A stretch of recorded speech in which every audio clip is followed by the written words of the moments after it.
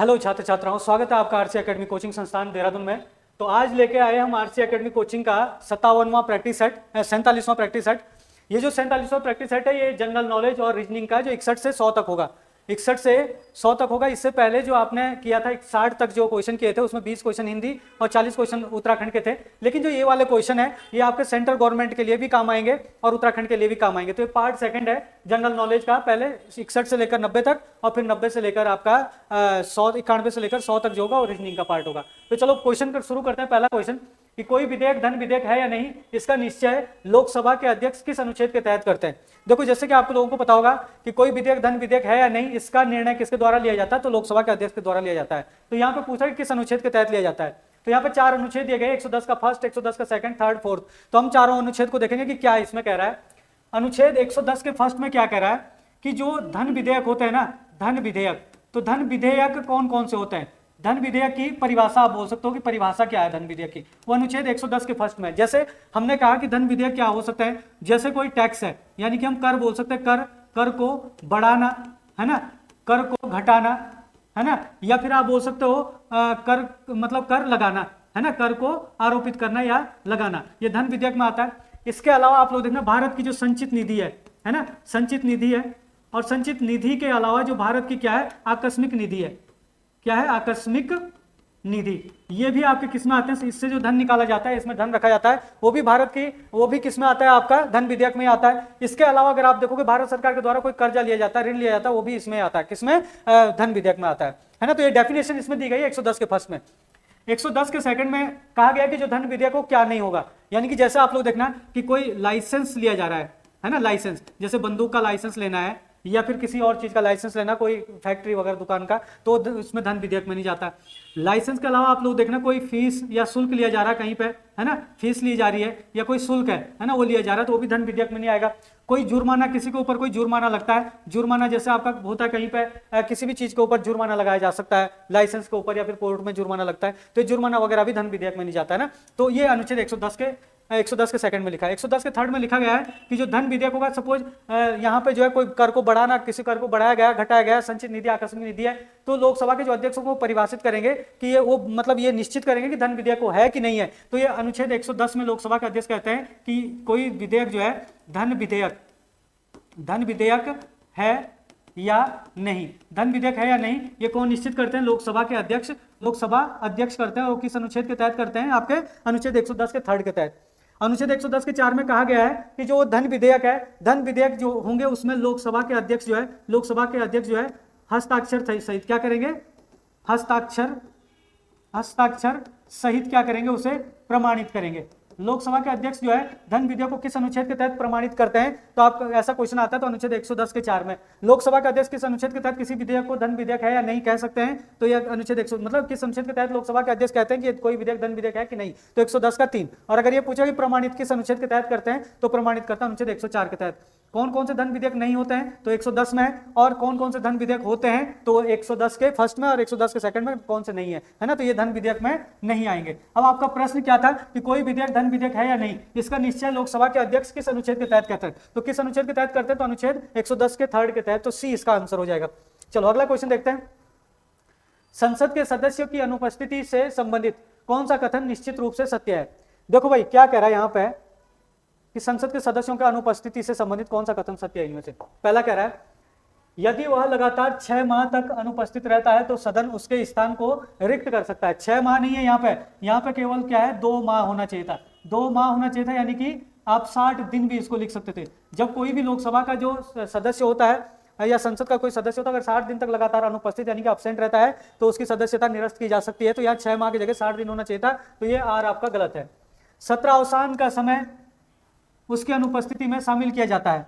जो सत्र अवसान का समय होता है वो अनुपस्थिति में शामिल नहीं होता, क्योंकि सत्र अवसान क्या होता है कि जिस समय संसद का सत्र नहीं चल रहा होगा, उस समय जो जब संसद का सत्र नहीं चल रहा होगा उस समय का जो समय होगा, अगर बाई चांस कोई अब्सेंट है तो वो मतलब अब्सेंट में नहीं आ गया। जैसे क्या है कि बाई चांस जो आपका बजट सत्र चलता है, तो बजट सत्र जो है फरवरी माह में शुरू हो जाता है। कब हो जाता है शुरू, फरवरी माह में, है ना, और मई तक जो है ये चलता है, मई तक चलता है। तो सपोज कोई सदस्य आया, फरवरी में भी था, मार्च में भी था, अप्रैल में भी था, मई में उसने क्या कर दिया, 15 तारीख के बाद उसने छुट्टी कर दी बाई चांस, और मई में खत्म हो गया 17-18 तारीख, तो 4 दिन ही आया, और उसके बाद हो गया 17 अवसान, और 17 अवसान 1 माह का हो गया, जून में पूरा 1 माह के लिए 17 अवसान है, मतलब 30 दिन के लिए। तो ये 30 दिन जो उसकी छुट्टी में नहीं जाएंगे, जैसे आपका दूसरा सत्र शुरू होगा तो वहीं से उसकी छुट्टी गिनी जाएगी, है ना। तो ये चीज होता है।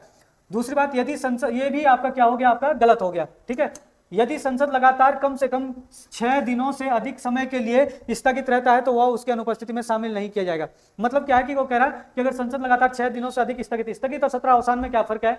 17 अवसान है कि सत्र ही खत्म हो गया, आजकल सत्र नहीं चल रहे हैं, छुट्टियां हैं, और स्थगित करने का मतलब है कि सत्र चल रहा है और 1 या 2 दिन के द्वारा, जो 17 अवसान है वो तो राष्ट्रपति ही करते हैं, लेकिन स्थगित कौन करते हैं? अध्यक्ष करते हैं, लोकसभा में लोकसभा का अध्यक्ष, राज्यसभा में राज्यसभा का सभापति। स्थगित करने का मतलब है कि 2-3 दिन के लिए स्थगित कर दिया, या 5-7 दिन के लिए, सत्र के बीच में से 2 महीने का सत्र चलना था या 3 महीने का सत्र चलना था, तो बीच में क्या कर दिया, 5-7 दिन के लिए या 10 दिन के लिए स्थगित कर दिया कि भाई फिर से आना आप 5-7 दिन के बाद, है ना। तो छुट्टी नहीं होती, वो क्या होता है, 17 अवसान होता है, वो मतलब 17 अवसान नहीं होता, अनुपस्थित, वो क्या होता है आपका, स्थगित करना होता है। ये लोकसभा के अध्यक्ष ही कर सकते हैं, और 17 अवसान कौन करते हैं? राष्ट्रपति करता है। कौन करते हैं? लोकसभा के अध्यक्ष करते हैं। अब यहां पे कह रहा हूं कि 6 दिनों से अधिक समय नहीं, यहां पे क्या होना चाहता है? 4 दिन। जब 4 या 4 दिनों से अधिक का समय लगातार जो संसद के सत्र में स्थगित रहता है तो वो भी छुट्टी में काउंट नहीं होगा। अगर 4 दिन से कम है तब छुट्टी में काउंट होगा। तो ये भी क्या हो गया आपका? गलत हो गया। तो इसका मतलब सारे के सारे गलत है, तो इनमें से कोई भी नहीं, तो डी इसका क्या हो जाएगा? आंसर हो जाएगा। चलो अगला क्वेश्चन देखते हैं। इनमें से किसने लंदन में द्वितीय गोलमेज सम्मेलन 1931 में भाग लिया था? तो देखो भाई, सबसे पहले महात्मा गांधी की बात करते हैं। महात्मा गांधी ने केवल द्वितीय गोलमेज सम्मेलन में भाग लिया था, पहले और तीसरे गोलमेज सम्मेलन में भाग लिया। पहला गोलमेज सम्मेलन कब हुआ था? पहला गोलमेज सम्मेलन हुआ था 1930 में, दूसरा गोलमेज सम्मेलन हुआ था 1931 में, और तीसरा गोलमेज सम्मेलन हुआ था 1932 में। और सारे के सारे कहाँ हुए थे? लंदन में हुए थे, है ना, लंदन में। अब यहाँ पे देखना कि जो महात्मा गांधी उन्होंने दूसरे गोलमेज सम्मेलन में भाग लिया था, पहले और तीसरे में उन्होंने नहीं लिया था। कांग्रेस का प्रतिनिधित्व किया था इन्होंने। भीमराव अंबेडकर की बात करें तो इन्होंने पहले गोलमेज सम्मेलन में भी भाग लिया, दूसरे में भी लिया और तीसरे में भी लिया। इन्होंने तीनों गोलमेज सम्मेलन में भाग लिया था। तेज बहादुर सप्रू की बात करें तो इन्होंने भी पहले में भी लिया, दूसरे में भी लिया, तीसरे में भी लिया। इन्होंने भी तीनों गोलमेज सम्मेलन में भाग लिया। इसके बाद मदन मोहन मालवीय की बात करें तो जो महामना मदन मोहन मालवीय जी है, इन्होंने क्या किया था कि इन्होंने पहले गोलमेज सम्मेलन में भाग लिया था, दूसरे गोलमेज सम्मेलन में भी भाग लिया था, लेकिन तीसरे गोलमेज सम्मेलन में मदन मोहन मालवीय जी ने भाग नहीं लिया था। सरोजिनी नायडू की बात करें तो सरोजिनी नायडू ने केवल दूसरे गोलमेज सम्मेलन में भाग लिया था, पहले और तीसरे में नहीं लिया था। और सरोजिनी नायडू ने इस समय महिला प्रतिनिधित्व किया था यहाँ पे। एनी बेसेंट की बात करें तो एनी बेसेंट ने भी द्वितीय गोलमेज सम्मेलन में भाग लिया था, है ना। ये मेन महिलाएं थी जिन्होंने द्वितीय गोलमेज सम्मेलन में भाग लिया था, और एक महात्मा गांधी ने। यही 3 लोग ऐसे थे जिन्होंने केवल दूसरे गोलमेज सम्मेलन में भाग लिया था और पहले और तीसरे में नहीं लिया था। अगर हम कहा यहाँ पे बात करें बेगम जहां आरा शहनवाज, तो बेगम जहां आरा शहनवाज ने तीसरे गोलमेज सम्मेलन में भाग लिया था। इन्होंने पहले और दूसरे में भाग नहीं लिया था, और तीसरे गोलमेज सम्मेलन में इन्होंने महिलाओं का प्रतिनिधित्व किया था, ठीक है। तो यहाँ पे प्रश्न ये है कि इनमें से किसने लंदन में द्वितीय गोलमेज सम्मेलन 1931 में भाग लिया था? तो भाई इन्होंने भी 1931 द्वितीय गोलमेज सम्मेलन में भाग लिया था, पहला सही है। भीमराव अंबेडकर ने भी देखो पहले, दूसरा, तीसरे में, सब तीनों में लिया था। तो दूसरे की कह रहा केवल बात की दूसरे में लिया था या नहीं लिया था? तो लिया था, इन्होंने भी दूसरे में लिया था। मदन मोहन मालवीय ने भी दूसरे में लिया था, सरोजिनी नायडू ने भी दूसरे में लिया था, एनी बेसेंट ने भी दूसरे में लिया था, बेगम हजरत जहां आरा ने दूसरे में नहीं लिया था, उन्होंने केवल तीसरे में लिया था। तो आंसर क्या हो जाएगा? पहला, दूसरा, तीसरा, चौथा, पांचवा और छठा। सातवां आपका गलत। तो पहला, दूसरा, तीसरा, चौथा, पांचवा, छठा, तो सी इसका क्या हो जाएगा? आंसर हो जाएगा। अगला क्वेश्चन देखते हैं। पूना समझौता, है ना। देखो पूना समझौता कब हुआ था? 24 दिसंबर 1932 का प्रमुख कारण था। जो पूना समझौता हुआ था उसका प्रमुख कारण क्या था? देखो यहाँ पे क्या लिख रहा है? द्वितीय गोलमेज सम्मेलन और तृतीय गोलमेज सम्मेलन लिखा। ये द्वितीय गोलमेज सम्मेलन और तृतीय गोलमेज सम्मेलन, देखो अगर हम बात करें तो जो गोलमेज सम्मेलन हुआ था, तृतीय गोलमेज सम्मेलन, इसमें भीमराव अंबेडकर ने दलितों की वो पैरवी की थी। लेकिन इसमें महात्मा गांधी और जो द्वितीय गोलमेज सम्मेलन, ये पूना समझौता हुआ था, ये किसके बीच हुआ था? किसके बीच हुआ था पूना समझौता? महात्मा गांधी और भीमराव अंबेडकर, इन दोनों के बीच में जो ये पूना समझौता हुआ था 1932 में, ठीक है ना। जब ये पूना समझौता हुआ था तो ये पूना समझौता हुआ क्यों था? क्योंकि यहाँ पे क्या हुआ था कि जो 1932 का जो रैमजे मैकडोनाल्ड का सांप्रदायिक पंचायत था, इस पंचायत में क्या हुआ कि ये जो क्या कहते हैं, इस पंचायत में क्या किया था रैमजे ने कि जो दलित वर्ग है उनको अलग निर्वाचन क्षेत्र की बात की थी। अब दलितों को अलग निर्वाचन क्षेत्र की जब बात की थी तो गांधी जी ने धरना दे दिया। वो द्वितीय क्या कहते हैं सविनय अवज्ञा आंदोलन चल ही रहा था। तो महात्मा गांधी ने कहा कि भाई मैं तो इसको नहीं मानता, क्योंकि दलितों के लिए जो अभी देना जरूरी नहीं है निर्वाचन क्षेत्र, क्योंकि अभी जो है देश की पहले आज़ाद हो जाए या फिर देश की पहले संविधान सुधर जाए तो उसको बाद में देख लेंगे। लेकिन भीमराव अंबेडकर जो है इसके पक्ष में थे, कि ये होना चाहिए, तो दोनों के बीच में क्या हो गया, यहाँ पे विवाद हो गया। जब दोनों के बीच में विवाद हो गया तो भीमराव बहुत ज्यादा जो है ये अंग्रेजों के एक हिसाब से फूट डालो और राज करो की नीति थी एक हिसाब से। अब यहाँ पे क्या है कि जो ये रैमजे मैकडोनाल्ड थे इंग्लैंड के प्रधानमंत्री थे उस समय, तो महात्मा गांधी उस समय जेल चले गए थे, तो जेल में फिर बाद में भीमराव अंबेडकर गए इनसे मिलने, और इनका जो है ये पूना पैक्ट माना जाता है, पूना समझौता हुआ था। जब ये पूना समझौता हुआ तो पूना समझौते में कहा गया कि ठीक है भाई, दलितों के लिए सांप्रदायिक प्रतिनिधित्व तो मत दो, लेकिन दलितों के लिए जो जैसे आपका क्या है कि लोकसभा और विधानसभा में उसमें सीटें आरक्षित कर दो। ठीक है, गांधी जी ये चीज मान गए और भीमराव अंबेडकर एक ये चीज मान गए कि चलो ठीक है, हम जो है दलितों के लिए निर्वाचन क्षेत्र नहीं मांगते अलग से। दूसरी बात ये भी माने थे गांधी जी की भाई, जो भीमराव अंबेडकर उन्होंने कहा कि जो आपके जो सरकारी नौकरियां होती जैसे, तो वहां पे जो है योग्यता के आधार पर दलितों को मतलब क्या है कि स्थान दे दिया जाए, तो वो भी मान गए थे। ठीक है, तो ये था वो। तो 1932 का जो रैमजे मैकडोनाल्ड का सांप्रदायिक पंचायत था, वही जो है क्या कहते हैं पूना समझौता का कारण बना था ना, ये इसी के कारण जो पुणे में समझौता हुआ था भीमराव अंबेडकर और महात्मा गांधी सुलझाने के लिए। चलो अगला क्वेश्चन है, इनमें से अखिल भारतीय किसान सभा के लिए कौन सा कथन सही है? देखो, इसकी स्थापना 11 अप्रैल 1936 को स्वामी सहजानंद भारती ने आगरा में की थी। देखो, जो ये अखिल भारतीय किसान सभा है, इसकी स्थापना 11 अप्रैल 1936 को हुई थी, ये सही है। सहजानंद भारती ने की थी, ये भी सही है ना, लेकिन आगरा में नहीं की थी। कहाँ की थी? लखनऊ में की थी। कहाँ हुई थी? लखनऊ में हुई थी। ठीक है, तो ये चीज ध्यान रखना, तो इसके वजह से ये ऑप्शन गलत हो गया। यह एक किसान संगठन था, ये बिल्कुल सही है, जिसे भाकपा का अभिन्न अंग कहा गया था। बिल्कुल ये वाली बात जो यहाँ पे सही कह रहा है कि भाकपा का है ना, ये इसकी फुल फॉर्म क्या है? भारतीय कम्युनिस्ट पार्टी। और जो भारतीय कम्युनिस्ट पार्टी है, इसका गठन हुआ था भाई 1920 में किया था, एम.एन. रॉय ने किया था। एम.एन. रॉय ने किया था इसका गठन, और कहाँ पे किया था? ताशकंद में किया था। कहाँ किया था? ताशकंद में। लेकिन कहीं कहीं पे आपको 1925 मिलेगा, क्योंकि भारत में जो सक्रिय हुआ है ये 1925 में हुआ, तो कहीं पर भाकपा के गठन 1925 में हुआ।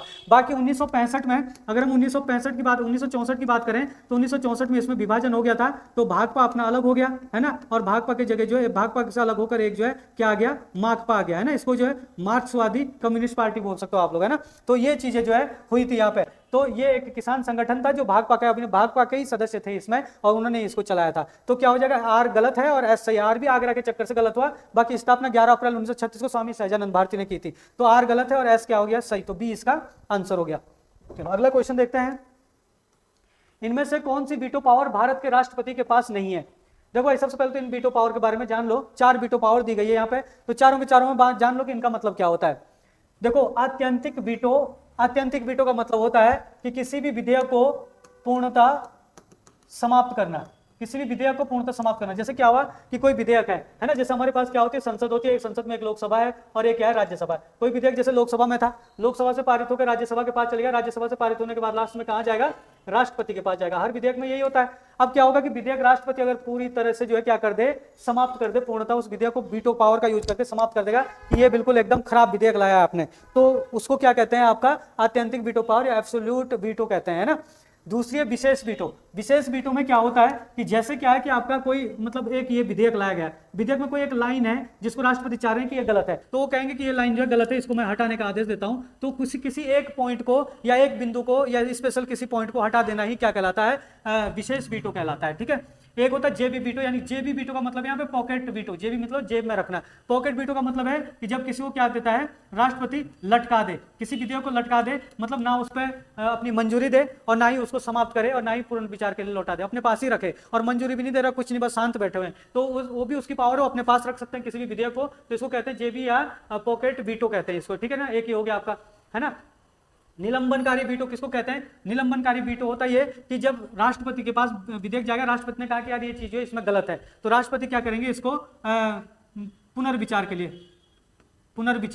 पुनर्विचार के लिए संसद को लौटा देगा। पुनर्विचार के लिए मतलब संसद को बोलेगा आप दोबारा सोचो इसमें, लेकिन ये पावर राष्ट्रपति के पास एक ही बार होती है। अगर राष्ट्रपति ने एक बार पुनर्विचार के लिए लौटा दिया संसद को कोई विधेयक, तो संसद उसे संशोधित करे या ना करे, उसको राष्ट्रपति को मानना ही पड़ेगा। ठीक है ना, तो ये 4 वीटो पावर है। अब इन 4 वीटो पावर में से लिखते हैं इनमें से कौन सी वीटो पावर भारत के राष्ट्रपति को प्राप्त नहीं। देखो, कुछ दूसरे देशों के पास है ये विशेष वीटो पावर, जो भारत के राष्ट्रपति को प्राप्त नहीं है, क्योंकि ऐसी पावर है जिसमें मतलब किसी भी चीज को अंडरलाइन करके किसी विधेयक के अंदर से हटा सकते हैं ना, तो ये राष्ट्रपति को प्राप्त नहीं है। बाकी आत्यंतिक वीटो भी है, यानी कि एब्सोल्यूट वीटो भी है भारत के राष्ट्रपति को, जेबी यानी कि पॉकेट वीटो भी है, और निलंबनकारी वीटो यानी कि सस्पेंसिव वीटो भी भारत के राष्ट्रपति को प्राप्त है। तो 3 प्रकार की वीटो है राष्ट्रपति को प्राप्त, है ना। चलो अगला क्वेश्चन है, इनमें से कौन सा विकल्प सही है? भारत में संघीय न्यायालय की स्थापना 1937 में हुई थी। 1937 में हुई थी संघीय न्यायालय की स्थापना। और जो भारत शासन अधिनियम क्या है आपका, भारत शासन अधिनियम, भारत शासन अधिनियम 1935 है, उसमें ये प्रस्ताव रखा गया था। तो जो भारत में संघीय न्यायालय की स्थापना हुई थी, जो अभी सुप्रीम कोर्ट के लिए सुप्रीम कोर्ट का काम कर रहा है, उसके जगह इसकी जगह आया था, है ना। तो ये 1937 से लेकर और 1950 तक, जब तक भारत का सुप्रीम कोर्ट नहीं बना तब तक ये सुप्रीम कोर्ट की जगह काम करते रहा। तो इसकी स्थापना 1937 में हुई थी, भारत शासन अधिनियम 1935 के तहत। दूसरा है कि भारत से वर्मा को 1937 में अलग किया गया। बिल्कुल ये भी सही है कि भारत से वर्मा को 1937 में अलग किया गया था, और इसको भी भारत शासन अधिनियम 1935 के तहत ही अलग किया गया था। उसी में प्रस्ताव लाया गया था, और फिर 1937 में वर्मा को भारत से क्या किया था, अलग किया था, ब्रिटिश भारत से। तो क्या हो जाएगा, ए और बी दोनों सही। तो ए और बी दोनों सही हो जाएंगे, तो सी इसका आंसर हो गया।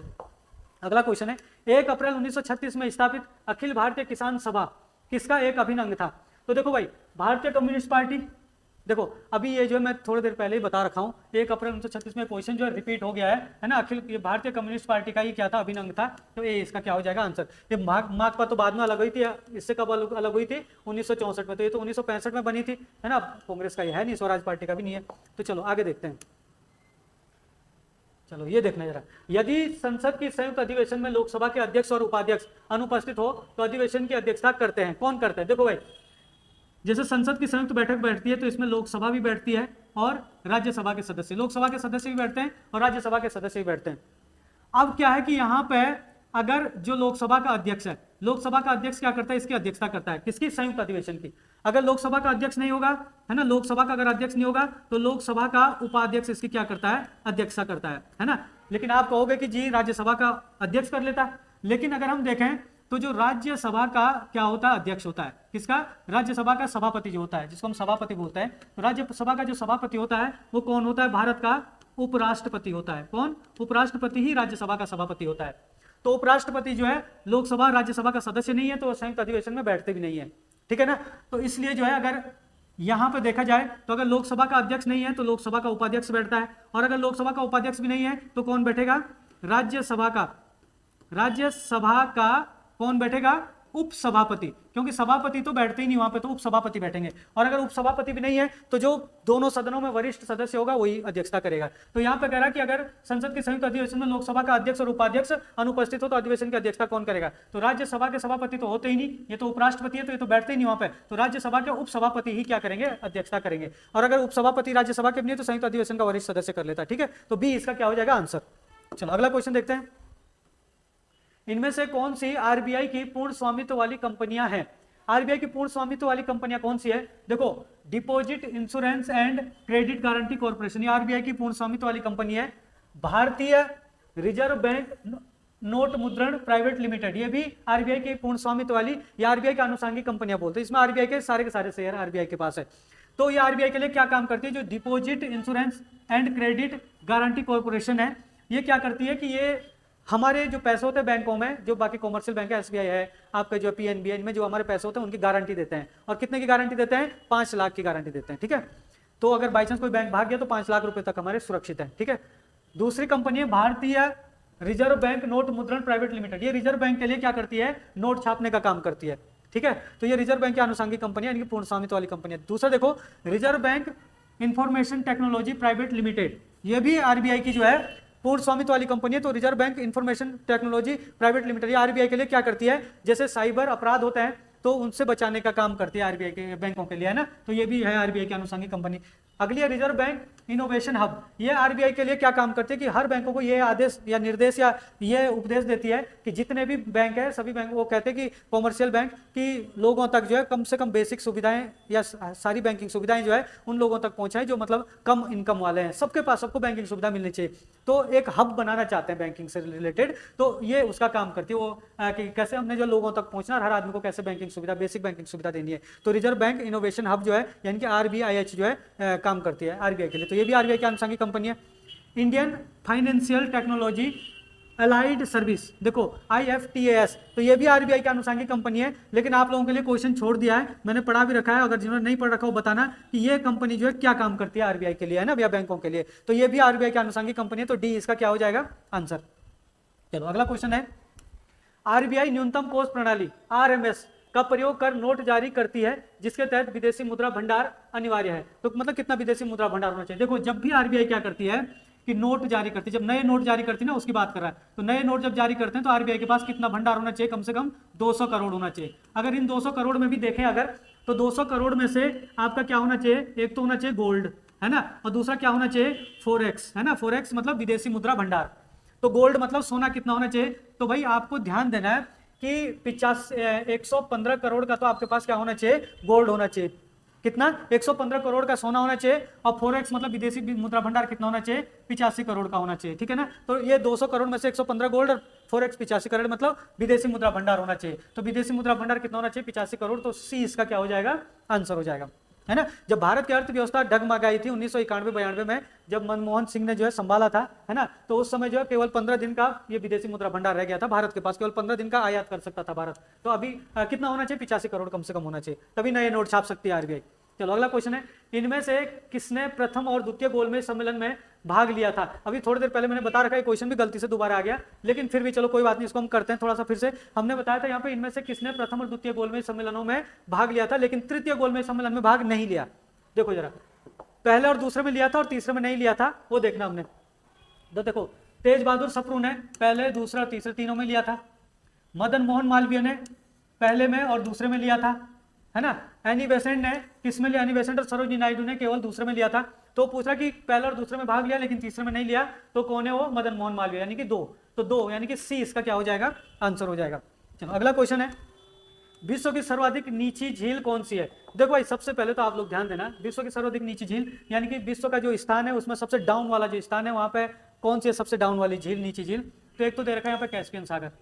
जो कैस्पियन सागर है कजाकिस्तान, ताजिकिस्तान, सॉरी तुर्कमेनिस्तान, रूस, ईरान, इन देशों में फैली हुई है ना, अजरबैजान, लेकिन मेन कजाकिस्तान में फैली, मेन यहाँ पे।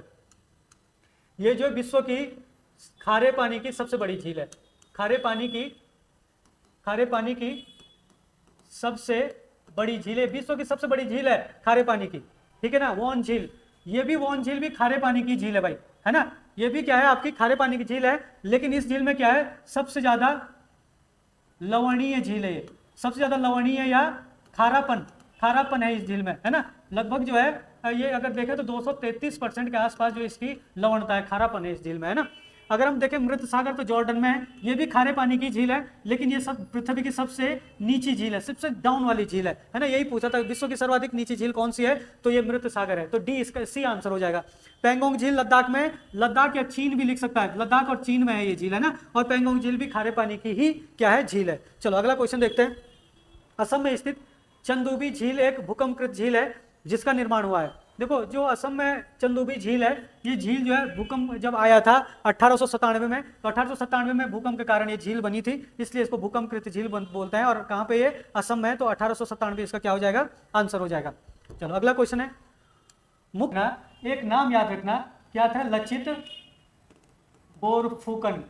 जो लचित बोरफुकन है, ये असम में क्या हुआ करते थे? एक सेनापति हुआ करते थे, असम सेना का, है ना। तो यहाँ पे कोई राजा हुआ करते थे, उनके सेनापति थे लचित बोरफुकन। अभी जो लचित बोरफुकन है, इन्होंने जो है क्या किया था? मुगलों को पराजित किया था, और मुगलों को पराजित किया था, मुगलों को असम से खदेड़ा था। उसके बाद मुगल जो है असम में कभी नहीं गए थे, तो उसी के उपलक्ष्य में, उनकी जीत के उपलक्ष्य में जो है ये लचित या लाचित जो है दिवस मनाया जाता है। और कब मनाया जाता है? ये 24 नवंबर को मनाया जाता है। 24 नवंबर को इन्होंने मुगल सेना को यहाँ से खदेड़ा था, ठीक है। चलो अगला क्वेश्चन देखते हैं। 113वें डेविस कप का खिताब स्पेन को हराकर किसने जीता था? देखो यहाँ पे 113वां डेविस कप जो है ये 2025 में जो हुआ था, है ना।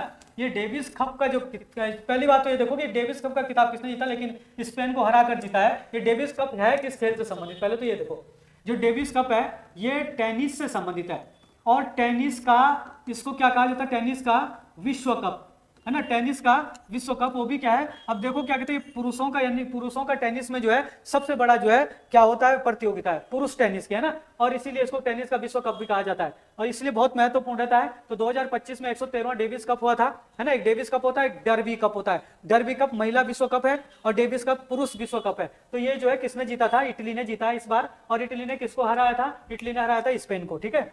चलो अगला क्वेश्चन देखते हैं। निम्नलिखित में से किस देश ने अगले वर्ष से 16 वर्ष से कम आयु के उपयोगकर्ताओं के लिए सोशल मीडिया प्रतिबंध लगाने की घोषणा की है। देखो सोशल मीडिया में देखा जाए तो 16 वर्ष से कम आयु वालों के लिए जो है सोशल मीडिया यानी कि नेट नोट चलाने का वो नहीं देना चाहिए ना, सोशल मीडिया से बाहर रखना चाहिए।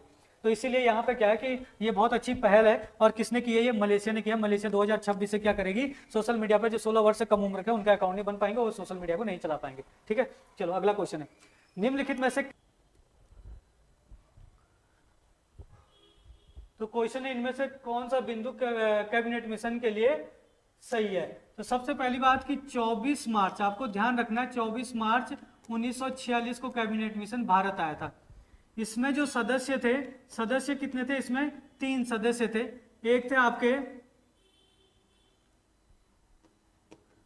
स्टेफोर्ड क्रिप्स, है ना, ये थे एबी अलेक्जेंडर, एक थे लॉर्ड पैथिक लॉरेंस। जो लॉर्ड पैथिक लॉरेंस थे यही इसके क्या थे, अध्यक्ष थे भाई, यही इसके क्या थे, अध्यक्ष थे।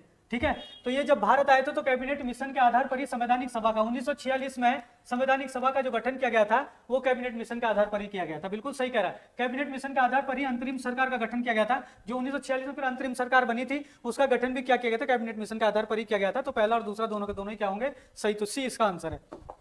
अगला क्वेश्चन है, इनमें से कौन सा कथन सत्य है। देखो जरा कौन सा कथन सत्य है, नवपाषाण काल में पहिए की खोज की गई थी, मानव ने सर्वप्रथम गेहूं और जौ की खोज की थी, ये भी सही है। मानव द्वारा कृषि के पहले प्रमाण बलूचिस्तान के मेहरगढ़ से प्राप्त हुए थे, सारे के सारे सही है। अब चौथा है, चावल के पहले प्रमाण कोल्ड हवा यूपी से प्राप्त हुए थे। देखो भाई सारे के सारे बिल्कुल एकदम सही है। तो पहला दूसरा तीसरा और चौथा सभी के सभी क्या है, इसके सही आंसर। तो डी सही हो जाएगा, पहला दूसरा तीसरा और चौथा। अगला क्वेश्चन है, सही मिलान कीजिए। तो इसमें देखो जरा सही मिलान करना है यहाँ पे। अकबर के राजनीतिक गुरु, देखो जो अकबर के राजनीतिक गुरु थे वो कौन थे, बैरम खान थे, है ना। बैरम खान ने अकबर का राज्य अभिषेक करवाया था। अकबर के आध्यात्मिक गुरु थे अब्दुल लतीफ। आध्यात्मिक गुरु मतलब जैसे पढ़ाई वगैरह करवाता, आध्यात्मिक गुरु हो गया अब्दुल लतीफ। अकबर का जन्म कहाँ पे हुआ था, तो अकबर का जन्म हुआ था भाई अमरकोट में, है ना। अमरकोट कहाँ पड़ता है, अभी पंजाब प्रांत में पड़ता है अमरकोट में। यहाँ पे 1942 में क्या हुआ था, अकबर का जन्म हुआ था, है ना। अकबर का राज्याभिषेक कब हुआ था, इनके पिता की मृत्यु हुई थी, जब किसकी, इनके पिता की मृत्यु हुई थी हुमायूं की। तो उसी समय जो है 1956 में क्या किया था, वहीं पे कालानौर में जो है एक पत्थर को ऊपर बिठाकर जो है बैरम खान है जो उनको इनके क्या थे, राजनीतिक गुरु थे, इन्होंने इनका राज्याभिषेक करवा दिया था। तो क्या हो जाएगा, पहले का दूसरा, दूसरे का पहला, तीसरे का ये वाला हो जाएगा इसका आंसर ना, तीसरे का चौथा, चौथे का तीसरा। तो बी आंसर हो जाएगा। चलो अगला क्वेश्चन देखते हैं, क्षेत्रफल की दृष्टि से सबसे बड़ी मीठे पानी की झील कौन सी है।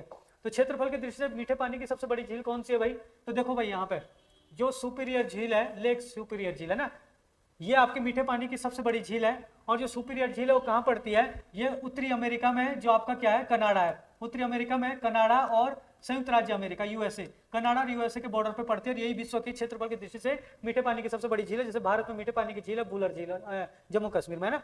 विक्टोरिया झील भी मीठे पानी की झील है, लेकिन ये जो विक्टोरिया झील है ये अफ्रीका महाद्वीप में मीठे पानी की सबसे बड़ी झील है। ठीक है, अगर हम मिशिगन झील की बात करें तो मिशिगन झील भी आपकी कहाँ पे है, ये झील भी आपकी यूएसए में है, और ये भी मीठे पानी की झील है। अगर हम बैकाल झील की बात करें तो ये जो आपका रूस है ना, रूस का एक एरिया पड़ता है साइबेरिया, है ना, साइबेरिया में स्थित है, ये भी मीठे पानी की ही क्या है, आपकी झील है। ठीक है ना, बैकाल झील। बाकी सबसे बड़ी कौन सी हो जाएगी, सुपीरियर झील हो जाएगी, या लेक सुपीरियर आप बोल सकते हो।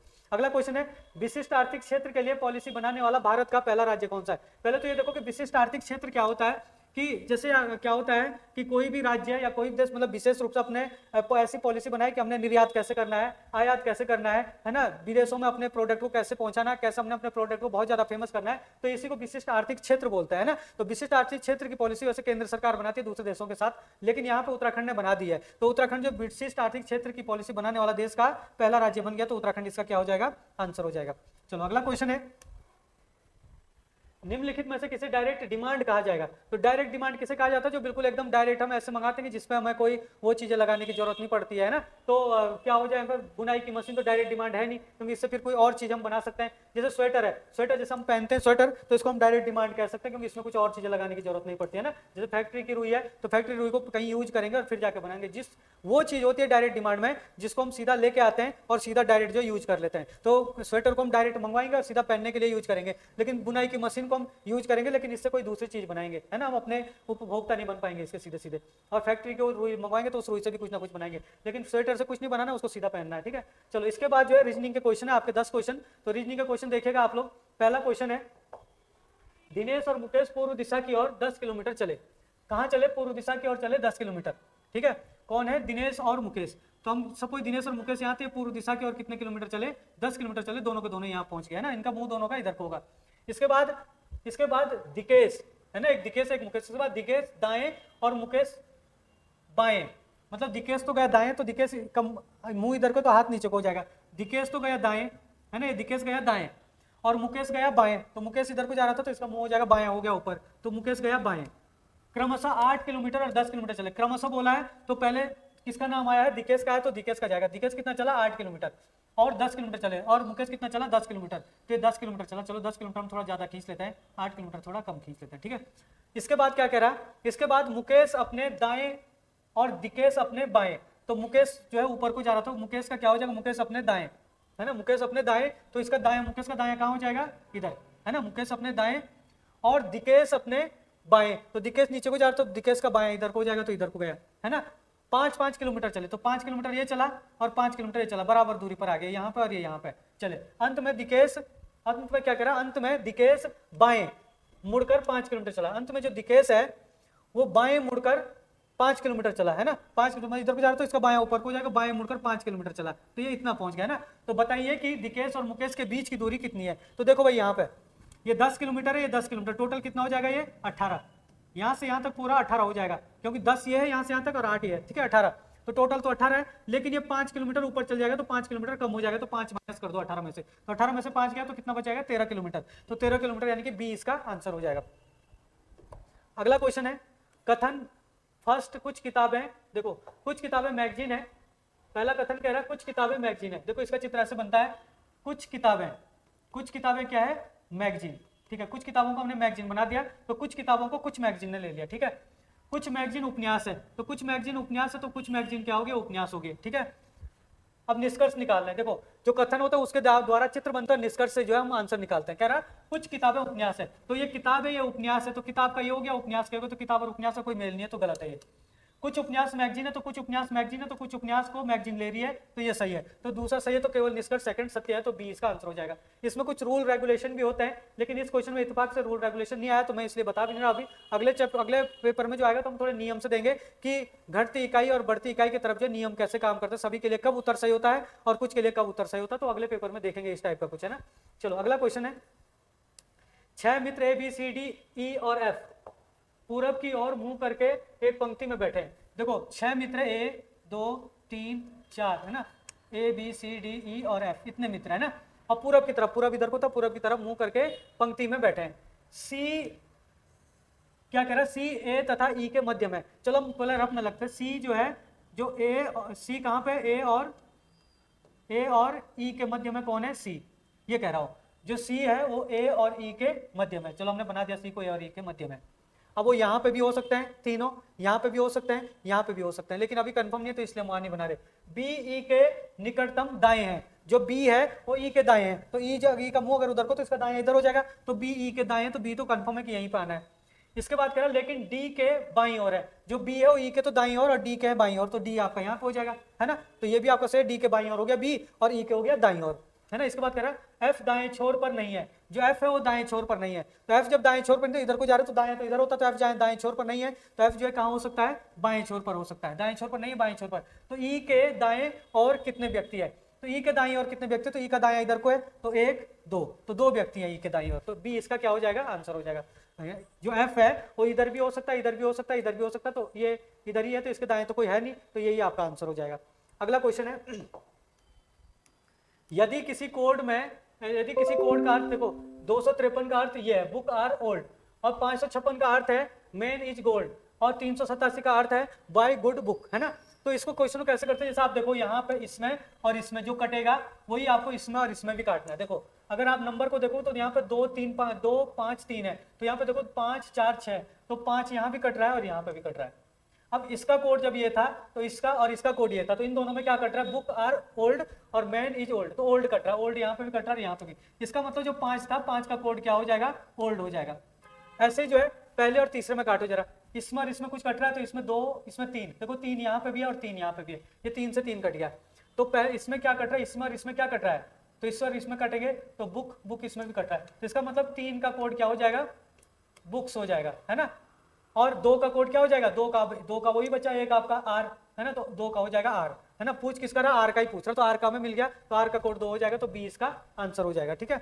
चलो अगला क्वेश्चन यहाँ पे देखो, यदि 6 स्टार 7 स्टार 5 का आरती है, 9 स्टार 4 स्टार 2 का आरती है, 8 स्टार 1 स्टार 2 का आरती है, तो 7 स्टार 4 स्टार 8 का कोड क्या होगा। तो देखो भाई यहाँ पे 6 7 5 है ना, तो उसने क्या किया, 7 को ले लिया पहले, 7 फिर 5 और फिर ये 6 लिखा, तो 7 5 6, ऐसे इसको लिखा 4 2 9, देखो 4 2 9, ऐसे इसको लिखेगा 1 2 8, तो देखो 1 2 8 आ गया, तो ऐसे इसको लिखेगा, तो क्या आ जाएगा 4 8 और 7, 4 8 7 आ जाएगा, तो 4 8 7 तो ए में, तो ए इसका आंसर हो जाएगा। अगला क्वेश्चन है, एक बड़े घन को 216 छोटे घनों में विभाजित किया गया है। देखो भाई एक बड़ा घन है इस तरीके से, ठीक है, और इसको क्या किया है, 216 छोटे घनों में काटा गया। 216 का मतलब है कि ये जो है आपका किसका, 6 का क्यूब होगा, 6 का क्यूब होगा, है ना। तो 6 का क्यूब होगा, तो इसका मतलब इसमें 6 पीस तो ऐसे में बनेंगे, 1 2 3 4 5 और 6, 1 2 3 4 5 6, और 6 पीस ऐसे में बनेंगे, 1 2 3 4 5 और 6, 1 2 3 4 5 6, 1 2 3 4 5 6, ऐसे में भी ये इतने ही पीस ऐसे में बनते हैं, और इतने ही पीस आपके ऐसे में बनते हैं, इतने ही पीस आपके ऐसे में बनेंगे, और इतने ही पीस आपके ऐसे में बनेंगे, है ना। तो यहाँ पे कह रहा हो 216 छोटे घनों में काट दिया 216 छोटे घनों में विभाजित किया गया। इस विभाजन से प्राप्त छोटे घनों की भुजा 8 सेंटीमीटर है, मतलब जो छोटे घन आएंगे, जैसे ये आ गया, ये आ गया, तो हर घन की भुजा 8 सेंटीमीटर, तो 8 इधर को होगा ये, और 8 आपका इधर को होगा, तो क्योंकि घन है तो चारों तरफ से बराबर ही होगा। तो बड़े घन की भुजा क्या होगी, क्या रही होगी, तो बड़ा घन मतलब इसकी पूरे की भुजा कितनी, तो 8 ये 8 ये 8 8 8 8, तो 8 कम 8 8 दूनी 16 8 24 8 32 8 45 8 48, तो 48 सेंटीमीटर, 48 सेंटीमीटर ऐसे रही होगी बड़े घन की भुजा, और 48 सेंटीमीटर ऐसे रही होगी, तो 48 सेंटीमीटर इसका आंसर हो जाएगा ए। ये देखिए, चलो अगला क्वेश्चन है, गांव एम से किस दिशा में है, यदि गांव एच गांव डी के पश्चिम में है, जो गांव एच है वो गांव डी के पश्चिम है, तो पश्चिम तो इधर को होगा, देखो मैं 4 दिशाएं बनाता हूं, इधर पूर्व होता है, इधर पश्चिम होता है, इधर उत्तर होता है, और इधर दक्षिण होता है, तो एच जो है क्या है, डी के पश्चिम है। जो गांव एफ के दक्षिण में है, तो कह रहा है कि जो एच है वो गांव एफ के दक्षिण में है, तो ये एफ के दक्षिण में हो गया, ठीक है। इसके बाद कह रहा गांव एम के उत्तर में है, तो जो गांव आर है, गांव आर वो गांव एम के उत्तर में, हम थोड़ा रफ में बनाते हैं तो इसमें जोड़ देंगे, गांव आर गांव एम के ऊपर है, मतलब उत्तर में है। गांव एम गांव डी के पूर्व में है, तो जो गांव एम है वो गांव डी के पूर्व में है, और इसके उत्तर में कौन है, आर। तो क्या पूछ रहा है, एफ एम के किस ओर है, तो जो एफ है वो एम के किस ओर है, तो एफ एम से किस ओर है, तो ये वाली इधर को है, तो इधर को कौन सी दिशा आएगी, उत्तर पूर्व, है ना, तो आप उत्तर पश्चिम, सॉरी, तो उत्तर पश्चिम हो जाएगा, तो क्या हो जाएगा, उत्तर पश्चिम, तो इसका आंसर हो जाएगा सी। अगला क्वेश्चन है, यदि x का अर्थ प्लस y का अर्थ माइनस z का अर्थ यहाँ पे छूट रखा है भैया, एवं p का अर्थ गुणा हो, तो इसका आंसर निकालना है ना। तो 10 का अर्थ p है, तो p के लिए क्या बोल रहा है, यहाँ पे इसमें थोड़ी मिस्टेक हो रखी है भाई, ठीक है ना, लेकिन फिर भी यहाँ पे ये क्या कह रहा है, x का अर्थ प्लस का अर्थ माइनस, सॉरी y का अर्थ माइनस, z का अर्थ भाग ही होगा, है ना, क्योंकि भाग छूटा हुआ है, p का अर्थ गुणा है, तो भाग हो जाएगा, p का अर्थ गुणा। तो देखते हैं, 10 p का अर्थ क्या बोल रहा है, गुणा, फिर 2 आ जाएगा, फिर x का अर्थ बोल रहा प्लस, फिर 5 आ जाएगा, और फिर y है, y का अर्थ बोल रहा माइनस, और फिर आपका 5 है ना, तो z तो वहां पे आया भी नहीं, चलो कोई बात नहीं, आपका हो जाएगा यहाँ पे, है ना। तो सबसे पहले हम भाग को करते हैं, भाग है नहीं तो गुणा को करेंगे, तो 10 दूनी 20, तो 20 बच जाएगा यहाँ पे, है ना, यहाँ पे 5 में से 5 जाएगा, तो 0 हो जाएगा, तो 20 आंसर आ जाएगा आपका डी। चलो अगला क्वेश्चन देखते हैं, चलो यहाँ पे देखना, अगला क्वेश्चन 99 क्वेश्चन है, 7 सदस्यों का एक समूह पंक्ति में बैठा है, x की स्थिति y के बाईं ओर है। सपोज ये पंक्ति में बैठे हैं, कितने सदस्य हैं, 7, 1 2 3 4 5 6 7, कह रहा है कि x की स्थिति y के बाईं ओर है, जैसे x है तो x की स्थिति क्या है, y के बाईं ओर, तो y का बायां इधर को होगा, तो x की स्थिति y के बाईं ओर है ना, जब तक एग्जैक्ट नहीं मिला तब तक हम नहीं लिखेंगे, ठीक है, बाईं ओर है, पर वह o के दाईं ओर है, x के लिए बोल रहा है x की y के दाईं ओर है, लेकिन वो o के दाहिनी ओर है, o के दाहिनी ओर है, तो वो आपका इधर हो जाएगा। p की स्थिति y के दाहिनी ओर है, जो p की स्थिति है y के दाहिनी ओर है, तो y की दाहिनी ओर कौन है, p, तो p की स्थिति y के दाहिनी ओर है, परंतु n के बाईं ओर है, लेकिन n के क्या है, बाईं ओर है, ये तो सारे के सारे निकल गए आसानी से। और m की स्थिति z के बाईं ओर है, तो m की स्थिति z के बाईं ओर है, m की स्थिति कहाँ है, z के बाईं ओर है, जो o के बाईं ओर है, जो ओ के बाईं ओर है, तो ओ की बाईं ओर जेड हो जाएगा और फिर क्या हो जाएगा, एम हो जाएगा। निकल गए सारे के सारे, यहाँ बनाने की जरूरत नहीं थी। तो क्या पूछ रहा है, बिल्कुल मध्य में बैठे सदस्य का पता लगाएं। तो भाई 3 इधर छोड़ दो, 3 इधर, तो एक्स बच गया मध्य में। तो ये आंसर हो गया, ठीक है। लास्ट क्वेश्चन है आपका, 8:40 पर दोनों सुइयों के बीच कितने अंश का कोण बनेगा, यानी कि घड़ी में जो 8:40 है उसमें कितने डिग्री का कोण बनेगा। मैं आपको ट्रिक बता रहा हूँ, इसकी बार बार बताते रहता हूँ। आपको क्या करना है, थोड़ा टाइम बनाना है, 12, 6, 3 और 9, इनके बीच में जरा ऐसे करके आप 2-2 के गैप दे देना, ठीक है, ऐसे करके। अब यहाँ पर देखो 8:40, जब भाई 8 बजे होंगे, अगर आप फिट एग्जैक्ट 8 पे लेके चलते हो तो घंटे की सुई आपकी यहाँ पे होगी, ठीक है। लेकिन अगर आप 8:40 देखते हो तो मिनट की सुई भी कहाँ होती है, मिनट की सुई भी 8 पे ही होती है। तो हम क्या करते हैं कि जो मिनट और घंटे की सुई के बीच का गैप होता है ना, उसको लिखते हैं, लेकिन यहाँ पे कोई भी गैप नहीं आ रहा तो 0 लिख देंगे। अगर 1 घंटे का गैप आता तो 1 लिखते, 2 घंटे का गैप आता मिनट और घंटे की सुई के बीच तो 2 लिखते, 3 घंटे का गैप आता तो 3 लिखते। लेकिन यहाँ पे कोई गैप नहीं आ रहा तो 0 लिखेंगे, और 0 के साथ हमेशा 30 की, मतलब जितने घंटे का गैप आएगा उसके साथ 30 की मल्टीप्लाई करेंगे, और प्लस मिनट का आधा, तो 40 मिनट है, 40 मिनट का आधा कितना हो जाएगा, 20। तो 30 की गुणा 0 में करेंगे तो 0 आ जाएगा, 0 में 20 को जोड़ेंगे तो आपका क्या हो जाएगा, 20 ही हो जाएगा। तो 20 डिग्री इसका आंसर हो जाएगा, ठीक है। तो चलो आज के लिए इतना ही, इसके बाद मिलते हैं अगले वीडियो में, सैटरडे वाले पेपर में